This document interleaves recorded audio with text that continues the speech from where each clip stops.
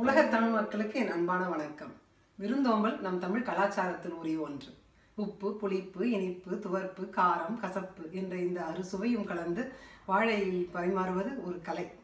இதுவரை சமைத்ததே இல்லைனாலும் இப்படி ஒரு அறுசுவை உணவை சுலபமாகவும் சுவையாகவும் எப்படி சமைப்பதுன்னு நம்ம பார்க்கலாம். எப்படி ஸ்டார்ட் டு ஃபினிஷ் 2 ஹவர்ஸில் முடிக்கிறது இந்த வீடியோவில் நான் உங்களுக்கு காட்ட போகிறேன். சைஸை பொறுத்து முதல்ல ஒரு 8லேருந்து 10 வெங்காயமும் தக்காளியும் அரிஞ்சு வச்சுக்கோங்க. முக்கால்வாசி சமையலுக்கு அது தேவைப்படும். ஃபஸ்ட்டு 1 கப் துவரம்பருப்பு, 2 பூண்டு. 1 கப் துவரம்பருப்புக்கு 2 கப் தண்ணி ஊற்றி குக்கரில் வேக வச்சுருங்க. பருப்பு வடைக்கு ஊற வச்சுக்கோங்க. 2 ஸ்பூன் பச்சரிசி, 2 ஸ்பூன் துவரம்பருப்பு போட்டு மோர் குழம்புக்கு ஊற வச்சுக்கோங்க. நம்ம சாம்பாருக்கு, காரக்குழம்புக்கு, ரசத்துக்கு 3த்துக்கும் புளி வேணும். அதனால் தனித்தனியாக ஊற வச்சுக்க போகிறோம். காரக்குழம்புக்கு அதிகமாகவும், சாம்பாருக்கு கொஞ்சம் மீடியமாகவும், ரசத்துக்கு கொஞ்சமாகவும் ஊற வச்சுக்கோங்க ஹாட் வாட்டரில். சாம்பாருக்கு வந்து முருங்கைக்காய் இல்லைன்னா மாங்காய் ரொம்ப நல்லாயிருக்கும். இன்றைக்கி நம்ம வந்து முருங்கைக்காய் சாம்பார் பண்ணலாம். முதல்ல கட் பண்ணிக்கோங்க. முதல்ல நம்ம இப்போ சாதம் வச்சிடலாம். 1 கப் அரிசிக்கு 2 கப் தண்ணி. எந்த அரிசி வேணால் நீங்கள் எடுத்துக்கலாம். பாஸ்மதி ரைஸ் எடுத்தால் கொஞ்சம் தண்ணி கம்மியாக வைக்கணும். குக்கரில் வைக்க போகிறேன். 1 கப் அரிசிக்கு 2 கப் தண்ணி வைக்கிறேன். இதே நீங்கள் நார்மல் குக்கர்லேயே வைக்கலாம். 2 விசில் வச்சுட்டு மேபி சிம்மில் கொஞ்சம் நேரம் வச்சுட்டு அப்புறம் ஆஃப் பண்ணிடலாம். ஃபஸ்ட்டு காரக்குழம்புக்கு இப்போ கலக்கி வச்சுக்கணும். அதனால் கொஞ்சம் தக்காளி எடுத்துகிட்டு 1 கப் தண்ணி ஊற்றிட்டு மசாலாலாம் போட போகிறோம். 2 ஸ்பூன் உப்பு, 2 ஸ்பூன் மிளகாத்தூள், புளி போடுறதுனால காரம் அதிகமாக போட்டுக்கலாம். மஞ்சள் தூள் 1 ஸ்பூன், தனியாத்தூள் நிறைய போடணும். அப்போ தான் வந்து குழம்பு கன்சிஸ்டன்சி வரும். அதனால் ஒரு 3-4 ஸ்பூன் போட்டுக்கோங்க. காரக்குழம்புக்காக தனியாக புளி ஊற வச்சுருந்தோம். அதை இப்போ நல்லா கலந்துக்கோங்க. அது இதில் கலந்துடும். இன்னும் கொஞ்சம் தண்ணி ஊற்றி கலக்கிக்கலாம். சரி, இப்போ காரக்குழம்புக்காக நல்லா ஒரு திக்காக ஒரு கிரேவி கலக்கிக்கிறோம். இதில் வந்து தக்காளி, புளி, உப்பு, மிளகாத்தூள், மஞ்சள் தூள், தனியாத்தூள் இதெல்லாம் போட்டு நல்லா கலக்கி வச்சுக்கோங்க. இதில் கொஞ்சம் கொத்தமல்லி, கருவேப்பிலையும் போட்டு நல்லா கலக்கி வச்சுக்கோங்க. நமக்கு கொஞ்சம் நல்லா பூண்டு போட்டால் நல்லாயிருக்கும். அதனால் நிறைய பூண்டு எடுத்துக்கோங்க. காரக்குழம்புக்கு ஒரு 2 பூண்டு ரசத்துக்கு எடுத்து வச்சுக்கோங்க. எந்த காய் வேணால் போடலாம். காரக்குழம்புக்கு வெண்டைக்காய் போடலாம், வாழைக்காய் போடலாம், சேப்பங்கிழங்கு போடலாம். இது போடலாம் நல்லாயிருக்கும். கத்திரிக்காய் போடலாம். இன்றைக்கி வந்து சேப்பங்கிழங்குல நான் காரக்குழம்பு பண்ணிப்பேன். சேப்பங்கிழங்கு தோல் சீவிட்டு கட் பண்ணிக்கோங்க. சேப்பங்கிழங்கு சீவினப்புறம் நல்லா கட் பண்ணி வச்சுக்கோங்க. கொஞ்சம் பெரிய சைஸாக இருந்தால் ஓகே. இப்போ ரசத்துக்கு தேவையான பொருள் எடுத்து அரைக்க போகிறோம். அதனால் 2 கைப்பிடி தக்காளி, 1 ஸ்பூன் மிளகு, 1 ஸ்பூன் ஜீரகம் இதை போட்டு 2 பூண்டு எடுத்து வச்சோம்னா அதையும் போட்டு ரெடி பண்ணிக்கோங்க. இதை அரைக்க போகிறோம். சரி, எடுத்து வச்ச கலவையை ஒரு ஃபுட் ப்ராசஸர்லேயோ பிளெண்டர்லேயோ இல்லை மிக்சிலேயோ போட்டு நல்லா இது மாதிரி அரைச்சி தனியாக எடுத்து வச்சுக்கோங்க. 4 எடுக்கிறதுனால கண்டிப்பாக நம்ம பேரல் குக்கிங் பண்ணோம். அதனால் இப்போ இதில் சாம்பார் பண்ண போகிறோம், இதில் காரக்குழம்பு பண்ண போகிறோம், இல்லை ரசம் பண்ண போகிறோம். எல்லாத்துக்கும் முதல்ல எண்ணெய் ஊற்றி தாளிக்க போகிறேன்.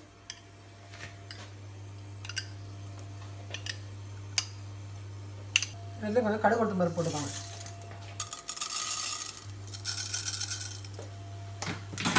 கடுகு கொஞ்சம் வெடிச்சப்புறம் வெங்காயத்தை போட்டுக்கலாம். ஃபஸ்ட்டு சாம்பாருக்கு 2 நல்ல ஃபுல் கரண்டி கை வெங்காயம் போட்டுக்கோங்க.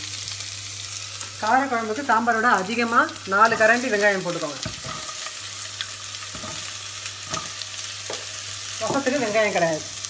அதனால் 2 காஞ்ச மிளகாய் மட்டும் போட்டு வதக்கிக்கோங்க. 2 இல்லை 3 சைஸை பொறுத்து போட்டு வதக்காங்க. சீக்கிரமாக மிளகு வந்து வெடிச்சிடும். அதுக்கப்புறமா ரசத்துக்கு அரைச்சி வச்சோம்னா அதை ஊற்றிக்கோங்க.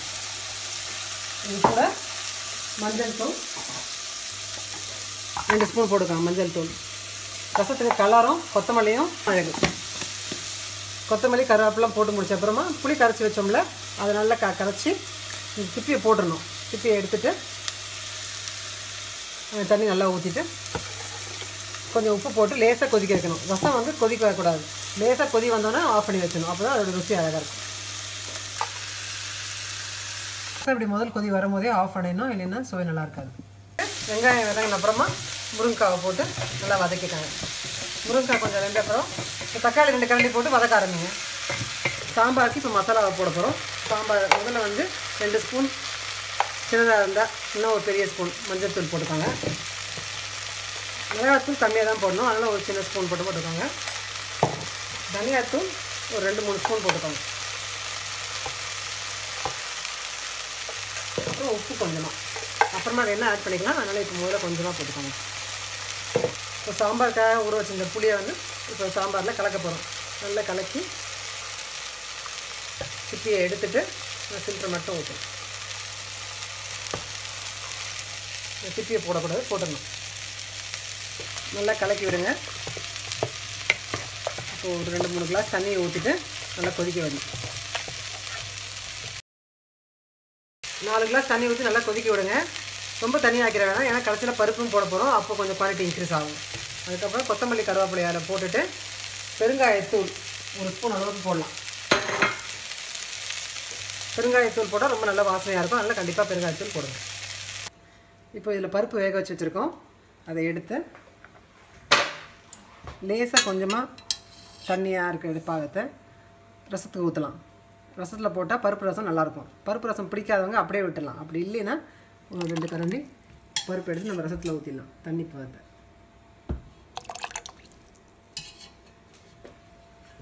ஒரு கரண்டியாலேயோ இல்லை ஹேண்ட் பிளெண்டராலேயோ நல்லா இதை வந்து கரைச்சி விட்டுக்கோங்க. முழு பருப்பாக இருந்தால் நல்லா இருக்காது.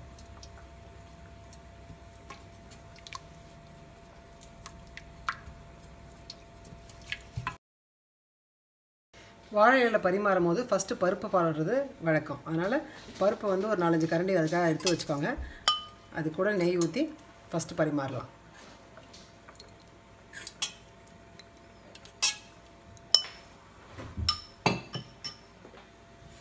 மீதி இருக்க பருப்பு அப்படியே சாம்பாரில் ஊற்றுங்க. சாம்பாரில் நிறைய பருப்பு வேணும்.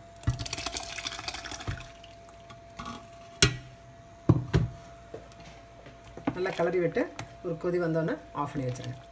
இப்போ வெங்காயம் வதங்கின அப்புறமா பூண்டு போட போகிறோம். பூண்டு முழுசாக இருந்தாலும் நல்லாயிருக்கும். ரொம்ப பெருசாக இருந்தால் வேணால் இப்படி 2ஆக கட் பண்ணிக்கோங்க. பூண்டை போட்டு வதக்குங்க. நல்லா பூண்டு வதங்கின அப்புறமா இப்போ காயை போட்டு வதக்க போகிறோம். நம்ம என்ன யூஸ் பண்ண போகிறோம்? சேப்பங்கிழங்கு யூஸ் பண்ணுறோம். காரக்குழம்புக்கு போட்டுட்டு நல்லா வதக்கி விடுங்க. இப்போ காரக்குழம்புல காய் நல்லா வதங்கியிருக்கும். இந்த டைமில் இப்போ தக்காளியை ஃபஸ்ட்டு போடலாம். ஃபஸ்ட்டு தக்காளியை காயை மட்டும் நல்லா எடுத்து பிழிஞ்சு வதக்கிக்கோங்க. நல்லா வதங்கின அப்புறம் தண்ணி ஊற்றலாம். தண்ணி ஊற்றிட்டா வதங்காது.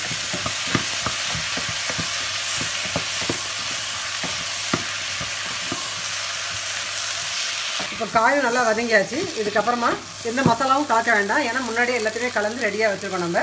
அதனால் முன்னாடி கலந்த கலவையை அப்படியே அதில் கொட்ட போகிறோம்.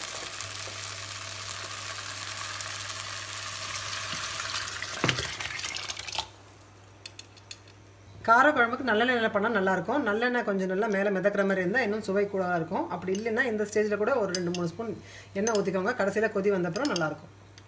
மிச்சம் இருக்க தக்காளி ஜூஸையும் அதில் ஊற்றி நல்லா கொதிக்க விடுங்க.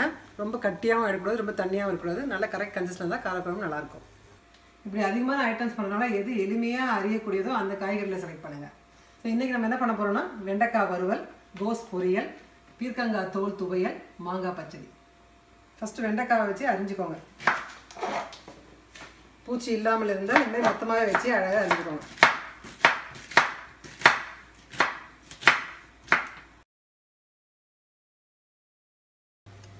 வெண்டைக்காய்க்கு கொஞ்சம் எண்ணெய் ஊற்றி கடுகு உளுத்தம் பருப்பு தாளிக்கணும். கடுகு வெடிச்ச அப்புறம் கொஞ்சம் வெங்காயம் போட்டு வதக்கணும்.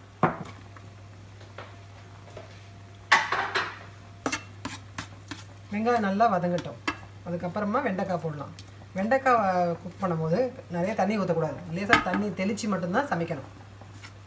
வெங்காயம் வதங்கிடுச்சு. வெண்டைக்காவை போடணும்.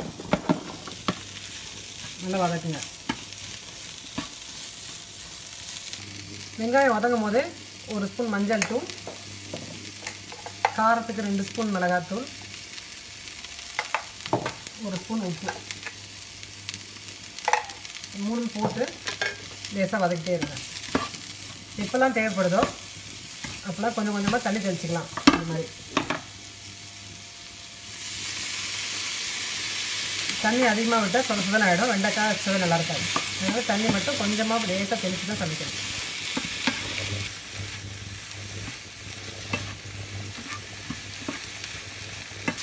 நம்ம வெண்டைக்காவை அப்பப்போ கொஞ்சம் கொஞ்சம் வதக்கி லேசாக ஒரு 1/2 ஸ்பூன் 1/4 ஸ்பூன் தண்ணி எண்ணெய் ஊற்றி கொஞ்சம் நல்லா இப்படி வதக்கி விடணும். அடி பிடிக்காமல் அதே சமயத்தில் உடையாமலும் பார்த்துக்கணும். வெண்டைக்காவை ஒரு பவுலில் போட்டு தனியாக எடுத்து வச்சிடலாம். அப்புறம் பொரியலுக்கு கோஸ் கட் பண்ணிக்கலாம். கோஸ் நல்லா பொடியாக நறுக்கினா தான் அது சுவை நல்லாயிருக்கும். அதனால் நல்லா பொடியாக நறுக்கிக்கோங்க. முதல்ல நீட்டாக வாக்குலையும் அப்புறமா இந்த மாதிரி இப்படி சைடில் கட் பண்ணிங்கன்னா தூளாகிடும். இதில் காட்டுறேன் பாருங்கள். முதல்ல இது மாதிரி நீல வாக்கில் ஃபஸ்ட்டு கட் பண்ணிக்கோங்க. அதுக்கப்புறமா இதை திருப்பி இப்படி சைடில் கட் பண்ணுங்கள். அப்போ தூளாக கட் ஆகிடும். அரிஞ்சு முடிச்சாச்சு. எடுத்து இந்த பிளேட்டில் வச்சுக்கோங்க. கோஸ் பொரியல் பண்ணலாம். ஃபஸ்ட்டு கோஸுக்கு ஒரு பேன் வச்சுக்கோங்க. 2 ஸ்பூன் எண்ணெய் ஊற்றிக்கோங்க. கடுகு உளுத்தம் பருப்பு வதக்கிக்கோங்க. வதங்கின அப்புறமா 2 பச்சை மிளகாய் எடுத்து இப்படி 2ஆக போட்டு அதில் போட்டுருங்க. மிளகாய் வதங்கின அப்புறமா கோஸை போடுங்க. போட்டு நல்லா வதக்கலாம். கோஸ் வந்து வெள்ளையாக இருந்தால் நல்லா இருக்காது. அதனால் இதில் 1 ஸ்பூன் மஞ்சள் தூள் போடப்போம். அது கூட 2 ஸ்பூன் உப்பு போட்டுக்கோங்க. காரத்துக்கு ஏற்கனவே பச்சை மிளகாய் போட்டிருக்கோம். அதனால் வேறு எதுவுமே வேண்டாம். 2 கிளாஸ் தண்ணி ஊற்றி கொதிக்க வைங்க. கோஸுக்கும் ரொம்ப தண்ணி ஊற்றிக்க வேண்டாம். ஏன்னா சீக்கிரமாக வெந்துடும் கோஸும். அதனால் ஒரு கப் ஊற்றி பாருங்கள். அதில் பத்தலைன்னா இன்னும் ஒரு 1/2 கிளாஸ் ஊற்றிக்கோங்க. காயை மூடி போட்டு வேக வச்சா சீக்கிரமாக வெந்துடும். அதனால் இது ஒரு 5-10 மினிட்ஸ் விட்டுருங்க. அப்படியே கோஸை எடுத்து தண்ணி இருக்கான்னு பார்த்துக்காங்க. தண்ணி இன்னும் நல்லா இருக்குது. அதனால் இதுவே போதும். அப்படியே வச்சு இன்னும் கொஞ்சம் நேரம் ஒரு 5 நிமிஷம் மூடி வேக வைங்க. இப்போ கடைசியாக கோஸ் பொரியலில் கொஞ்சம் கொத்தமல்லி கருவேப்பிலை போட்டு லேசாக வதக்கிட்டு ஒரு பவுலில் ட்ரான்ஸ்ஃபர் பண்ணிடுங்க.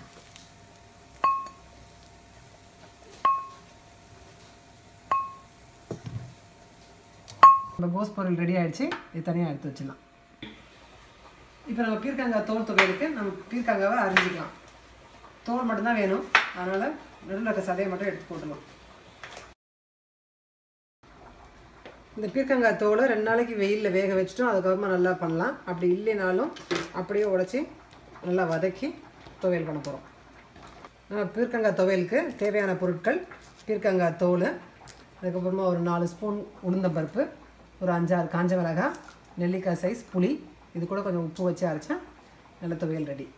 இங்கே நம்ம பீர்க்கங்காய் துவையலுக்கு ரெடி பண்ணி போகிறோம். ஃபஸ்ட்டு ஒரு பேன் வைங்க. 1 ஸ்பூன் எண்ணெய் ஊற்றிக்கோங்க. நம்ம எடுத்து வச்ச உளுந்தம்பருப்பை ஃபஸ்ட்டு வதக்கி போகிறோம். எண்ணெய் காஞ்ச அப்புறமா உளுத்தம்பருப்பை போட்டு வதக்குங்க. உளுந்தம்பருப்பு வதங்கின அப்புறமா நம்ம மிளகாவை போடலாம்.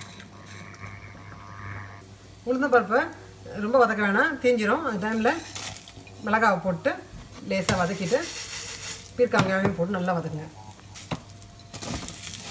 வேணும்னா கொஞ்சம் எண்ணெய் ஊற்றிக்கோங்க. நல்லா வதங்கட்டும். தோல் கொஞ்சம் ஹார்டாக இருக்கும். அதனால் நல்லா வதங்கட்டும்.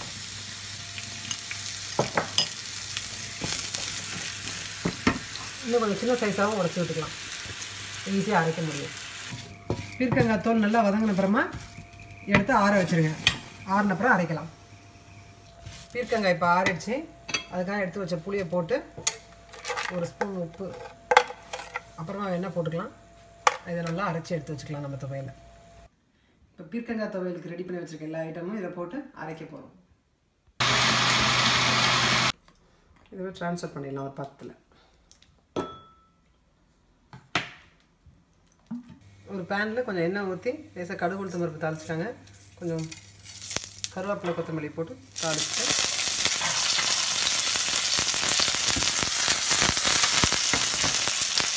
இப்போ அரைச்சி வச்ச துவையல் இதை போட்டு ஒரு மிக்ஸ் பண்ணுங்க. நம்ம துவையல் ரெடி. இப்போ நம்ம காரக்குழம்பு பார்ப்போம். இந்த டைமில் இந்த காய் நல்லா வெந்திருக்கும். கலக்கி பாருங்கள். இந்த கன்சிஸ்டன்சி ஓகே. கொஞ்ச நேரம் வைக்கும் போது அதுவே கொஞ்சம் கட்டியாகும். அதனால் இந்த டைமில் விட்டுருங்க அப்படியே. இப்போ நெக்ஸ்ட் நம்ம மாங்காய் பச்சடி பண்ண போகிறோம். ஃபஸ்ட்டு அந்த மாங்காய்க்கு தோல் சீவி எடுத்துக்கோங்க. மாங்காவை கட் பண்ணி சின்ன சின்ன பீஸாக போட்டு ப்ரெஷர் குக்கரில் 10 நிமிஷம் வேக வச்சுக்கோங்க. ஒரு மாங்காய் கட் பண்ணி எடுத்துருக்கேன். இன்னும் பழுக்காமல் தான் நல்லாயிருக்கும். லேசாக ஒரு 1/4 கிளாஸ் தண்ணி ஊற்றி ஒரு 2-3 விசில் வர மாதிரி ப்ரெஷர் பண்ணிக்கோங்க. மாங்காய் பச்சடிக்கு தேவையானது வெள்ளத்தூள். அதனால் வெள்ளத்தை வந்து கொஞ்சம் தூள் பண்ணிக்கோங்க. எதர் சுற்றில் அடிச்சுக்கோங்க, இல்லைன்னா இந்த மாதிரி கத்தியில் சீவி வச்சுக்கோங்க. மாங்காய் வெந்திருக்கோம், நல்லா ஆறிடுச்சு.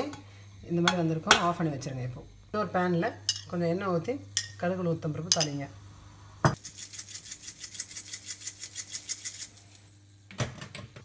கடுகு உளுத்தம் பருப்பு தாளிச்ச அப்புறம் இந்த மாங்காவை எடுத்து அதில் போடுங்க.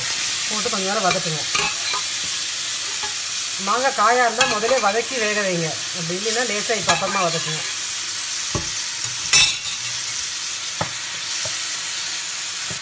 அடுப்பு கொஞ்சம் சிம்மில் வச்சுட்டு வெல்லத்தை நல்லா தூள் பண்ணி வச்சுருக்கோம், அது ஒரு 4 ஸ்பூன் போடுங்க.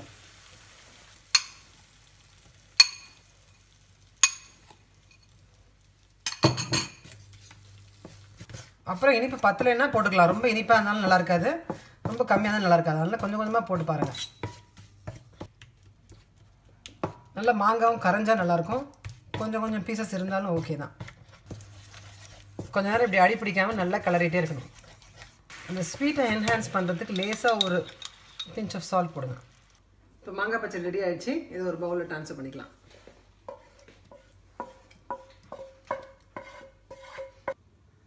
இப்போ நம்ம மோர் குழம்பு பண்ண போகிறோம். அதுக்கு ஏற்கனவே 2 ஸ்பூன் பச்சரிசியும் 2 ஸ்பூன் துவரம்பருப்பும் ஊற வச்சு வச்சுருக்கோம். இது கூட 2 பச்சை மிளகாய் போட்டு அரைச்சி வச்சுக்கணும். ஊற வைக்கும் போது தண்ணி அதிகமாக இருந்தால் கொஞ்சம் ஃபில்டர் பண்ணி எடுத்துருங்க. ஒரு திக் பேஸ்ட்டாக இதை அரைச்சிக்கலாம். நம்ம மோர் குழம்பு சும்மாவும் பண்ணலாம், இல்லை ஏதாவது காய் போடலாம். காய் போடுறது இருந்தால் பூசணிக்காய் நல்லாயிருக்கும். நம்ம இன்றைக்கி ஒரு 1/4 வாசி பூசணிக்காய் எடுத்து இதை யூஸ் பண்ண போகிறோம். இதை சின்ன பீசஸாக கட் பண்ணி வச்சுக்கோங்க.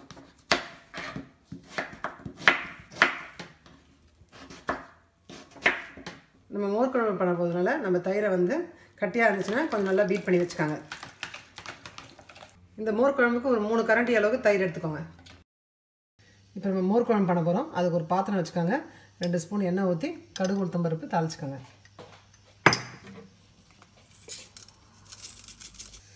கடுகு உளுத்தம் பருப்பு தாளித்த அப்புறமா இந்த பூசணிக்காய் போட்டு நல்லா வதக்குங்க. பூசணிக்காய் வதக்கும் போதே கொஞ்சம் மஞ்சள் தூளும் உப்பும் போடலாம். 1 ஸ்பூன் மஞ்சள் தூள். எனக்கு மோர் குழம்பு வந்து வெள்ளையாக இருந்தால் நல்லா இருக்காது, அதனால் கொஞ்சம் மஞ்சள் போட்டுக்கோங்க. அப்புறம் மொத்தமாக வேண்டிய உப்பு 2 ஸ்பூன் தேவைப்படும். பூசணிக்காய் மஞ்சள் தூள் எல்லாத்தையும் போட்டு நல்லா வதக்குங்க. இப்போ நல்லா பூசணிக்காய் வதங்கிடுச்சு. அரைச்சி வச்சுருக்க பேஸ்ட்டை அதில் ஊற்றி இதை நல்லா வதக்குங்க. அந்த பேஸ்ட் கொஞ்சம் வதங்கின அப்புறமா கொஞ்சம் தண்ணி ஊற்றி கொதிக்க வைங்க. ஏன்னா பூசணிக்காய் வேகணும். இந்த பேஸ்ட் வந்து கொதிக்கும் போது கொஞ்சம் கலர்னே இருங்க, இல்லைன்னா அது வந்து கட்டி கட்டியாக ஆகிடும். இப்போ பூசணிக்காய் நல்லா வெந்த அப்புறமா அடுப்பை ஆஃப் பண்ணிவிடுங்க. இதில் வந்து நம்ம தயிர் கலக்கி வச்சுருக்கோம்ல, தயிரை மோராக ஆக்கி வச்சுக்கோம். நல்லா அது நல்லா கலக்கி உள்ளே ஊற்றிடுங்க. இதுக்கப்புறம் நல்லா கலக்கி விடணும். கொஞ்சம் கட்டியாக இருந்துச்சுன்னா இன்னும் கொஞ்சம் தண்ணி ஊற்றிக்கலாம். மோர் குழம்பு என்ன கன்சிஸ்டன்சியில் வேணுமோ அதை நம்ம வச்சுக்கலாம். இப்போ கொஞ்சம் கட்டியாக இருக்கனால 1 கிளாஸ் தண்ணி ஊற்றி போகிறேன். கூட கொத்தமல்லி கருவேப்பிலை போட்டு நல்லா வாசனையாக இருக்கும். போட்டு கொஞ்சம் கட்டியாகாமல் நல்லா கிளறி விட்டுருங்க. தயிர் போட்ட அப்புறமா அடுப்பில் வைக்கக்கூடாது, ஏன்னா அது வந்து பிரிஞ்சிடும், கட்டியாகிடும்.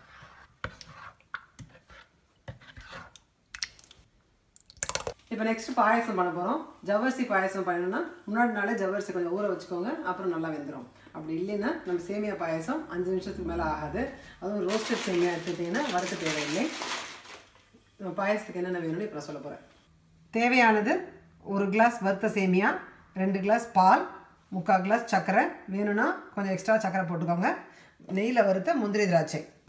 இன்னொரு பேனில் ஒரு 1/4 ஸ்பூன் நெய் ஊற்றி சேமியா லேசாக வதக்கி, ஏற்கனவே வதக்கி வச்சு ரொம்ப வதக்க வேண்டாம், லேசாக வதக்கி பால் ஊற்றி கொதிக்க வைக்க போகிறோம். லேசாக சேமியா வதங்கின அப்புறமா பாலை ஊற்றி கொதிக்க வைங்க.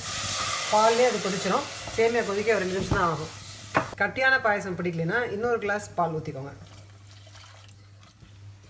சேமியா கொஞ்சம் வெந்தப்புறம் சிம்மில் வச்சுட்டு சர்க்கரையை போடுங்க. சர்க்கரையை போட்டு நல்லா கலரி விடுங்க. கடைசியாக முந்திரி திராட்சையும் போட்டு ஒரு கலக்குங்க. இப்போ நம்ம பாயசம் ரெடி. நம்ம உளுந்த வடை தேவை என்னென்னு பார்ப்போம். ஏற்கனவே 1 கப் உளுந்து ஊற வச்சுருக்கோம். 2 வெங்காயம் அரிஞ்சு வச்சுருக்கோம்.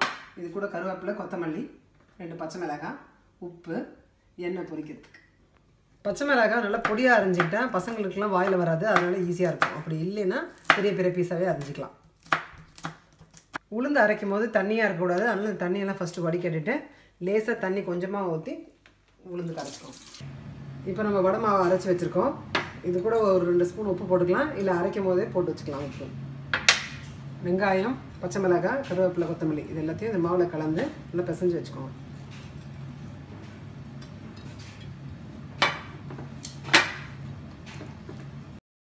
மாவு ரொம்ப கட்டியாகவும் இருக்கக்கூடாது, தண்ணியாகவும் இருக்கக்கூடாது. இந்த மாதிரி ஒரு கன்சிஸ்டன்சியில் இருந்தால் தான் நீங்கள் எடுத்து வடை பண்ண முடியும். வடைக்கு இப்போ ஒரு பேன் வச்சுருக்கோம். எண்ணெய் ஊற்றுங்க. வடை நல்லா முழுகிற அளவுக்கு எண்ணெய் வேணும். நல்லா எண்ணெய் எடுத்துக்கணும். எண்ணெய் நல்லா கொதிச்ச அப்புறம் தான் வடையை போடணும்.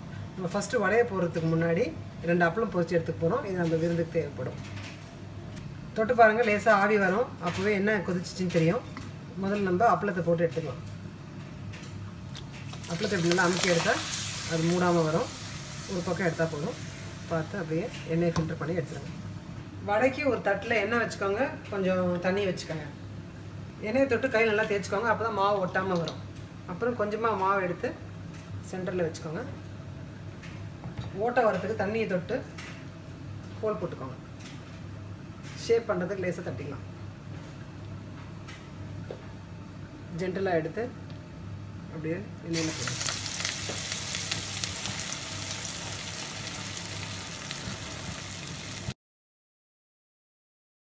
இப்போ ஒரு பக்கம் ஆன மாதிரி இருக்குது, அதனால் அப்படி மெதுவாக திருப்புங்க.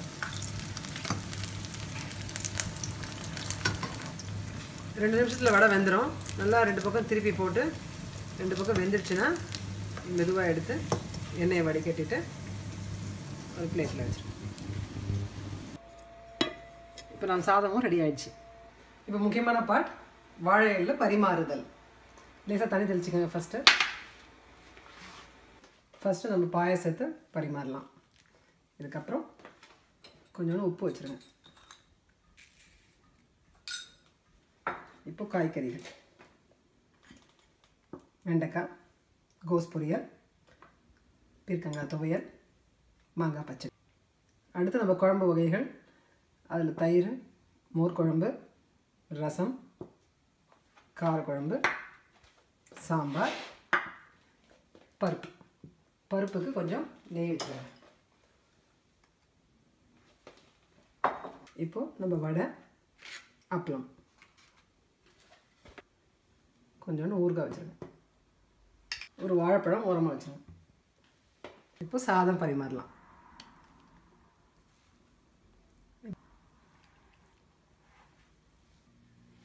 இப்போ நம்மளுடைய அறுசுவை உணவு தயார். எனக்கு ரொம்ப பசிக்குது, நான் சாப்பிட போகிறேன். நீங்கள் போய் சமைக்க போங்க.